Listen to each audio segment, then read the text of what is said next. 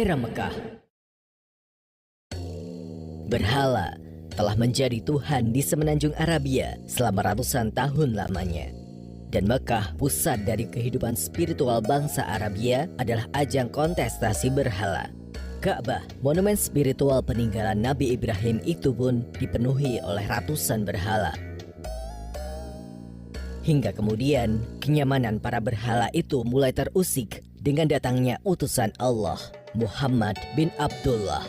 Memasuki kisaran tahun 610 Masehi, Muhammad bin Abdullah telah mendapatkan perintah dari Allah untuk menyebarkan agama Tauhid, sebuah agama yang memerintah umat manusia untuk bersujud kepada Tuhan yang Maha Tunggal. Mekah seketika gempar. Seorang yang dianggap umi atau buta huruf tiba-tiba saja mengabarkan bahwa penduduk Mekah telah menyembah Tuhan yang salah. Dan respon para penduduk Mekah pun hampir sama, menolak keras apa yang disampaikan oleh Muhammad bin Abdullah. Menjalani masa-masa awal tugas sebagai Rasul Allah, Nabi Muhammad mendapatkan pertentangan sedemikian hebatnya dari warga Mekah. Bagaimanapun juga, sebagai hamba yang telah disiapkan Allah sebagai Rasul, Muhammad bin Abdullah memiliki rekam jejak yang sangat mulia, baik dalam kehidupan pribadi maupun pada pergaulan sosial. Para penduduk Mekah selama ini mengenal Muhammad bin Abdullah sebagai Al-Amin atau orang yang terpercaya. Dikisahkan, beberapa tahun sebelum era kenabian, Muhammad bin Abdullah telah berhasil menjadi penengah dalam konflik mengenai siapa yang berhak meletakkan Hajar Aswad di Ka'bah. Bermula dari Ka'bah yang mengalami kerusakan akibat terjangan banjir, para pemuka Mekah bersepakat merenovasi bangunan spiritual tersebut. Muhammad bin Abdullah pun terlibat dalam proses renovasi. Hingga akhirnya renovasi memasuki tahap akhir dengan meletakkan Hajar Aswad ke posisinya semula. Dan dari sinilah konflik mulai muncul. Terjadi pertikaian di antara klan-klan terhormat Mekah yang terlibat dalam renovasi Ka'bah.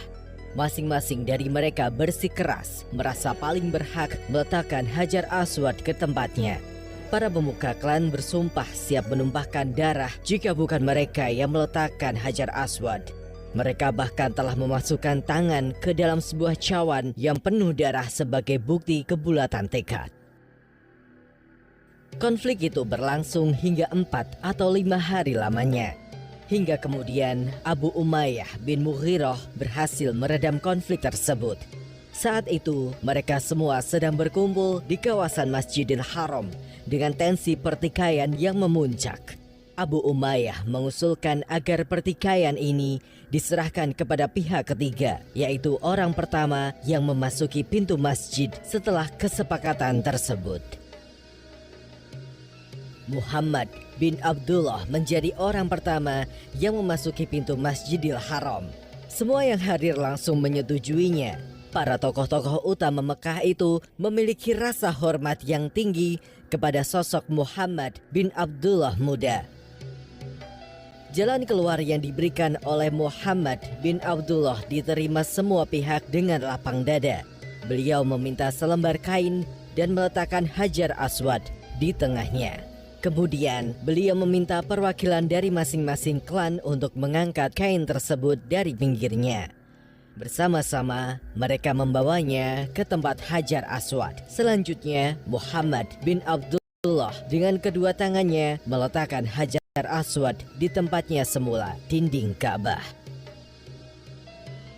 Salah satu pemuka Mekah yang melihat kecerdasan Muhammad bin Abdullah berkata, "Alangkah mengherankan dan menakjubkan orang-orang tua yang mulia menetapkan seorang anak muda untuk menyelesaikan sengketa mereka. Demi Tuhan, dia pasti mengungguli mereka dan pasti dia akan berperan besar setelah ini."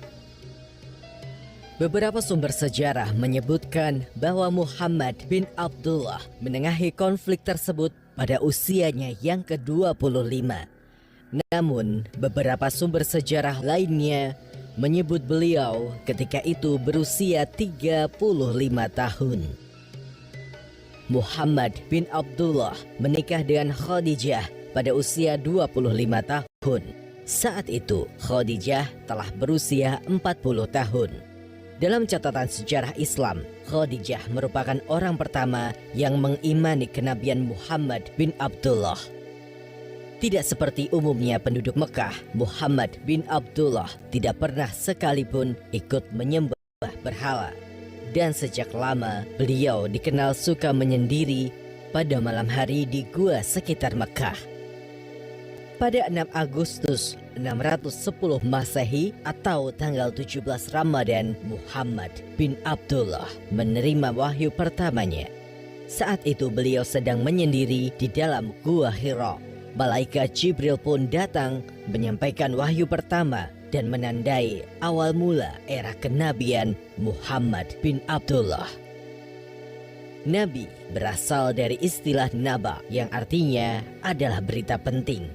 Allah melalui malaikat Jibril menurunkan berita penting tuntunan agama melalui hambanya yang ditunjuk sebagai nabi. Tuntunan agama ini mencakup seluruh aspek kehidupan umat manusia demi keselamatan manusia di dunia maupun akhirat. Bukan tugas yang mudah diemban oleh Muhammad Sallallahu Alaihi Wasallam. Penduduk Mekah melakukan penolakan keras terhadap apa yang disampaikan oleh Nabi Muhammad. Mereka pun beramai-ramai memberikan perlawanan kepada Nabi akhir zaman.